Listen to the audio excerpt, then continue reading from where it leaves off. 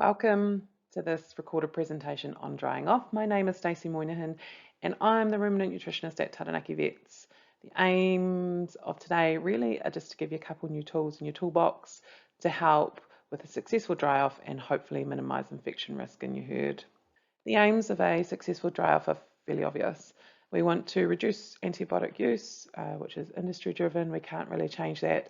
We want to reduce infection risk for cows, and we want to improve the success rate of teatseal for those of you who choose to use it. Another really important aim for me as a nutritionist, and hopefully is also important for every farmer, is a successful dry off actually improves the rate of repair and rejuvenation of the secretory tissue in the udder. And if we can manage to achieve that, then we can impact milk production for next year. If we don't do this correctly, we can actually impact milk production negatively and up to 30% reduction.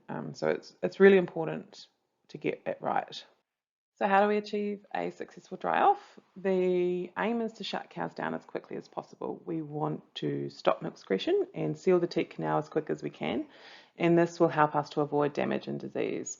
And the way that we do it heavily influences the amount of udder infections that we see over the dry period.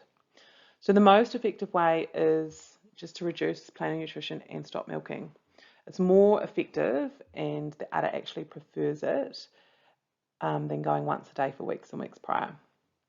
So for cows doing under 10 litres, drying off and feeding a maintenance diet happen simultaneously. We do them on the same day. So we just stop milking them, chuck them on a maintenance diet, and we feed it for 10 to 14 days after dry off.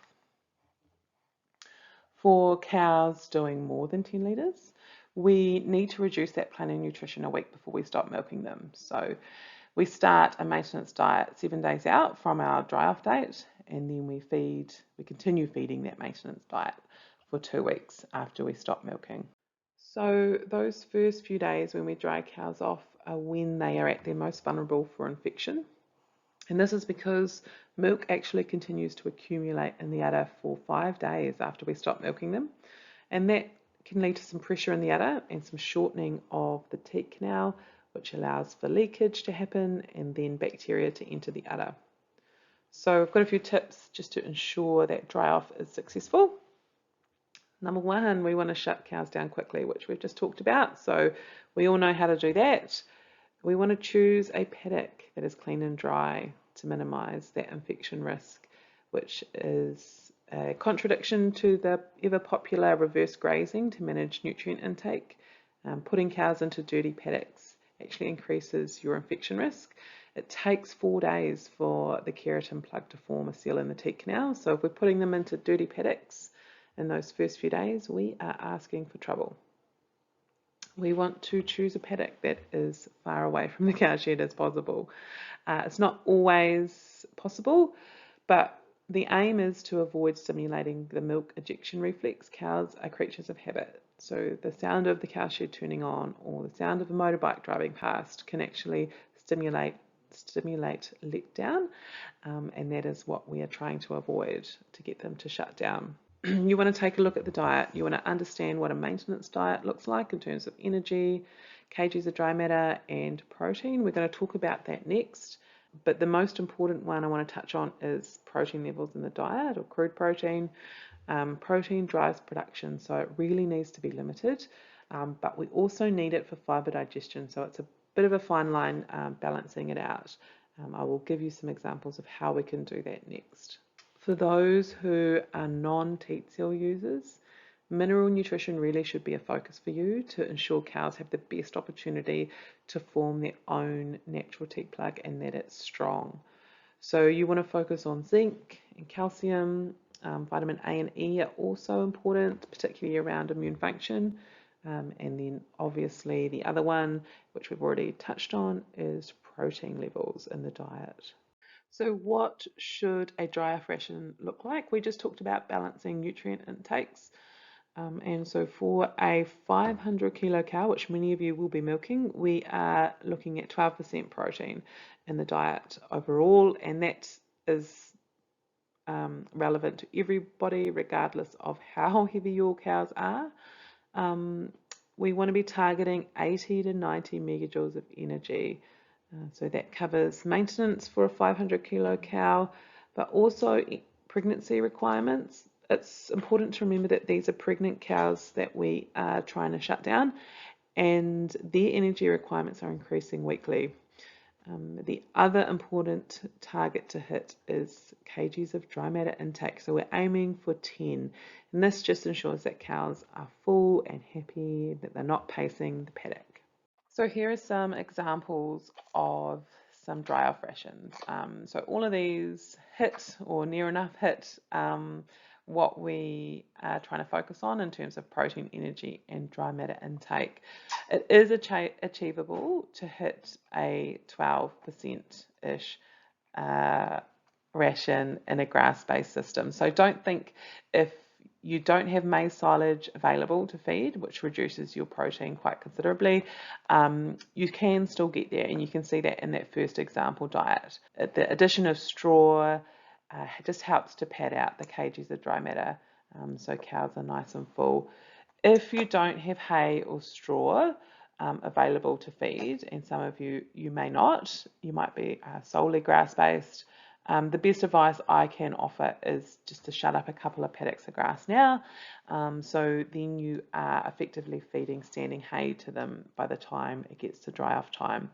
You'll need to be mindful of your autumn grass flush, because that will impact the quality of your grass, particularly the base of it, and you don't want it too green and lush because that will shoot your protein levels up, and it'll be hard to shut cows down on that.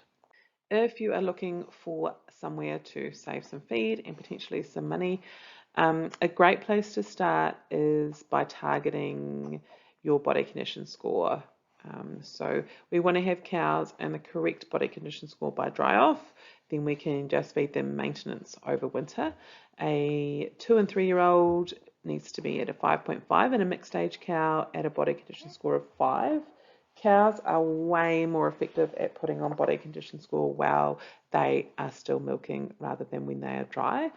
So a lactating cow requires only 50 megajoules of energy per kg of live weight gain, whereas a dry cow requires 72.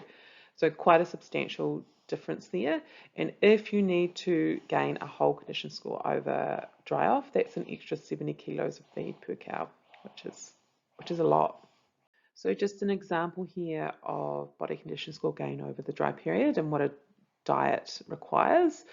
So let's say you have a rising 3-year-old, she's 480 kilos of live weight, and she requires half a condition score over the dry period, which I have gone with 42 days, which is your 6-week minimum. I've broken down how much she requires daily for maintenance, for pregnancy, and also for her live weight gain, which you can see there is 30 megajoules of energy. So that totals 10 kilos of dry matter over the dry period per day for those animals. If you needed to put on a whole condition score, which some of you may be in that position, then that live weight gain shoots up to 60 megajoules of energy per day, which is an extra 3 kilos of dry matter intake, so taking you up to 13 kilos of dry matter intake per day, per head, over those 6 weeks. So I've just got a few examples here of dry cow rations. So again, we want to be managing nutrient intake. It's important to hit our dry matter intake to keep cows full and happy. Also managing energy, so we want cows to be getting the correct energy supply without getting overly fat. And then the other crucial one is managing our protein supply. So we want enough to ensure we're getting that crucial fiber breakdown, but not too much that we're bringing cows into milk early, which is probably more important once we get to those 3 weeks prior to calving. I have got a couple of examples there, 1 and 3 for grass-based systems, so you can achieve it in a grass-based system, and then the middle one there includes maize silage, which you can see also has the highest energy and the lowest protein, so easy to put weight on cows with maize if you've got it available. If you have any questions or you need some help, you want some rations looked over, then just sing out, give one of our clinics a call, and they can get in touch with me and let me know that you need some help, and I can take a look over your information and we can talk about how to best move forward. So happy drying off. Here's hoping it's successful for you.